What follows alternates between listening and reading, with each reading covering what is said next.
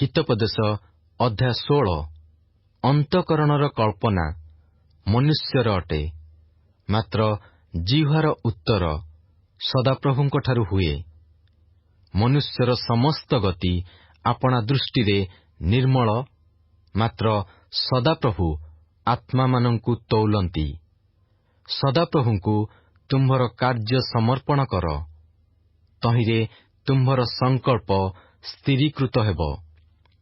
ସଦାପ୍ରଭୁ ପ୍ରତ୍ୟେକ ବିଷୟକୁ ତହିଁର ନିଜ ଉଦ୍ଦେଶ୍ୟ ସାଧନ ନିମନ୍ତେ କରିଅଛନ୍ତି, ଦୁଷ୍ଟକୁ ହିଁ ଦୁର୍ଦ୍ଦିନ ନିମନ୍ତେ। ମନରେ ଗର୍ବୀ ପ୍ରତ୍ୟେକ ଲୋକ ସଦାପ୍ରଭୁଙ୍କଠାରେ ଘୃଣିତ। ହାତ ଧରାଧରି ହେଲେ ହେଁ ସେ ଅଦଣ୍ଡିତ ନୋହିବ। ଦୟା ଓ ସତ୍ୟତାରେ ପାପର ପ୍ରାୟଶ୍ଚିତ ହୋଇ, ପୁଣି ସଦାପ୍ରଭୁ ବିଷୟକ ଭୟ ଦ୍ୱାରା ମନୁଷ୍ୟମାନେ କୁକ୍ରିୟା ତ୍ୟାଗ କରନ୍ତି। ମନୁଷ୍ୟର ଗତି ସଦାପ୍ରଭୁଙ୍କର ତୁଷ୍ଟିକର ହେଲେ ସେ ତାହାର ଶତ୍ରୁମାନଙ୍କୁ ହିଁ ତାହା ସହିତ ଶାନ୍ତିରେ ବାସ କରାନ୍ତି। ଅନ୍ୟାୟ ସହିତ ପ୍ରଚୁର ଆୟରୁ ଧାର୍ମିକତା ସହିତ ଅଳ୍ପ ଭଲ।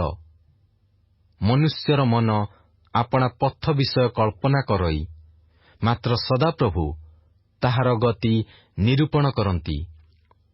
ରାଜାର ଓଷ୍ଠରେ ଦିବ୍ୟ ବାକ୍ୟ ଥାଏ, ତାହାର ମୁଖ ବିଚାରରେ ସତ୍ୟ ଲଙ୍ଘନ କରିବ ନାହିଁ। ଯଥାର୍ଥ ବିଶା ଓ ଦଣ୍ଡି ସଦାପ୍ରଭୁଙ୍କର, ଓ ଥଳିରେ ଥିବା ବଟଖରା ସବୁ ତାହାଙ୍କର କର୍ମ। କୁକର୍ମ କରିବାର ରାଜାମାନଙ୍କର ଘୃଣା ବିଷୟ, ଯେହେତୁ ଧାର୍ମିକତାରେ ସିଂହାସନ ସ୍ଥିରୀକୃତ ହୁଏ। ଧର୍ମଯୁକ୍ତ ଓଷ୍ଠ ରାଜାମାନଙ୍କର ତୁଷ୍ଟିକର, ପୁଣି ଯଥାର୍ଥବାଦୀ ସେମାନେ ପ୍ରେମ କରନ୍ତି। ରାଜାର କ୍ରୋଧ ମୃତ୍ୟୁର ଦୂତ ପରି, ମାତ୍ର ଜ୍ଞାନୀ ଲୋକ ତାହା ଶାନ୍ତ କରଇ। ରାଜାର ପ୍ରସନ୍ନ ବଦନରେ ଜୀବନ ଥାଏ, ପୁଣି ତାହାର ଅନୁଗ୍ରହ ଶେଷ ବର୍ଷାର ମେଘ ସ୍ୱରୂପ। ସୁନା ଅପେକ୍ଷା ଜ୍ଞାନ ଲାଭ କରିବା, ପୁଣି ରୂପା ଅପେକ୍ଷା ବରଞ୍ଚ ସୁବିବେଚନା ଲାଭ ମନୋନୀତ କରିବାର କିପରି ଉତ୍ତମ। ମନ୍ଦତା ତ୍ୟାଗ କରିବାର ସରଳ ଲୋକମାନଙ୍କର ରାଜଦଣ୍ଡ। ଯେଉଁ ଲୋକ ଆପଣା ପଥ ଜଗି ଚାଲେ, ସେ ଆପଣା ପ୍ରାଣ ରକ୍ଷା କରେ। ଅହଙ୍କାର ସର୍ବନାଶର ସମ୍ମୁଖରେ ଥାଏ, ପୁଣି ଦାମ୍ଭିକ ମନ ପତନର ସମ୍ମୁଖରେ ଥାଏ। ଅହଙ୍କାରୀମାନଙ୍କ ସହିତ ଲୁଟିତ ଦ୍ରବ୍ୟ ଭାଗ କରିବା ଅପେକ୍ଷା ଦୀନାତ୍ମା ସହିତ ନମ୍ର ହେବାର ଭଲ। ଯେଉଁ ଲୋକ ପରମେଶ୍ୱରଙ୍କ ବାକ୍ୟରେ ମନୋଯୋଗ କରେ, ସେ ମଙ୍ଗଳ ପାଏ। ପୁଣି ସଦାପ୍ରଭୁଙ୍କଠାରେ ଯେ ନିର୍ଭର କରେ, ସେ ଧନ୍ୟ। ମନରେ ଜ୍ଞାନୀ ଲୋକ ବୁଦ୍ଧିମାନ ବିଖ୍ୟାତ ହୁଏ, ପୁଣି ଓଷ୍ଠାଧରର ମିଷ୍ଟତା ପାଣ୍ଡିତ୍ୟ ବଢ଼ାଏ। ସଦ୍ବୁଦ୍ଧି ତାହା ପାଇଥିବା ଲୋକ ପ୍ରତି ଜୀବନର ଝରସ୍ୱରୂପ ଅଟେ, ମାତ୍ର ଅଜ୍ଞାନତା ଅଜ୍ଞାନମାନଙ୍କର ଶାସ୍ତି। ଜ୍ଞାନବାନର ହୃଦୟ ଆପଣା ମୁଖକୁ ଶିକ୍ଷା ଦିଏ, ପୁଣି ତାହାର ଓଷ୍ଠାଧର ପାଣ୍ଡିତ୍ୟ ବଢ଼ାଏ।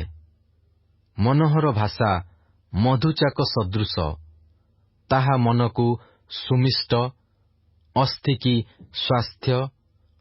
ମନୁଷ୍ୟର ଦୃଷ୍ଟିରେ କୌଣସି ପଥ ସରଳ ଦିଶେ, ମାତ୍ର ତହିଁର ଶେଷରେ ମୃତ୍ୟୁର ପଥ ଥାଏ। ପରିଶ୍ରମକାରୀର କ୍ଷୁଧା ତାହା ନିମନ୍ତେ ପରିଶ୍ରମ କରେ, ଯେହେତୁ ତାହାର ମୁଖ ତହିଁ ପାଇଁ ତାହାକୁ ତମ୍ବି କରେ। ପାପାଧମ ଲୋକ ଅନିଷ୍ଟ କଳ୍ପନା କରେ, ପୁଣି ତାହାର ଓଷ୍ଠରେ ଜ୍ୱଳନ୍ତା ଅଗ୍ନି ପରି ଥାଏ। କୁଟିଳ ମନୁଷ୍ୟ କଳି ବୁଣେ, ପୁଣି କର୍ଣ୍ଣେଜପ ବିଶେଷ ମିତ୍ରଗଣକୁ ବିଭିନ୍ନ କରେ। ଅତ୍ୟାଚାରୀ ଆପଣା ପ୍ରତିବାସୀକି ଭୁଲାଏ, ପୁଣି ତାହାକୁ କୁପଥରେ କଢ଼ାଇ ନିଏ। ଯେଉଁ ଲୋକ ଆପଣା ଚକ୍ଷୁ ମୁଦେ, ସେ କୁଟିଳ ବିଷୟ କଳ୍ପନା କରିବାକୁ ତାହା କରେ। ଯେ ଆପଣା ଓଷ୍ଠାଧରକୁ ଚିପେ, ସେ ମନ୍ଦ କର୍ମ ସିଦ୍ଧ କରେ। ପକ୍ୱ କେଶ ଶୋଭାଜନକ ମୁକୁଟ, ତାହା ଧର୍ମ ପଥରେ ପ୍ରାପ୍ତ ହୁଏ। ଯେ କ୍ରୋଧରେ ଧୀର, ସେ ବୀର ଅପେକ୍ଷା ଶ୍ରେଷ୍ଠ। ପୁଣି ଯେ ନିଜ ଆତ୍ମା ଉପରେ କର୍ତ୍ତୃତ୍ୱ କରେ, ସେ ନଗର ଜୟକାରୀ ଅପେକ୍ଷା ଭଲ। ଗୁଲିବାଣ୍ଟ କୋଳରେ ପକାଯାଏ, ମାତ୍ର ତହିଁର ନିଷ୍ପତ୍ତି ସଦାପ୍ରଭୁଙ୍କଠାରୁ ହୁଏ।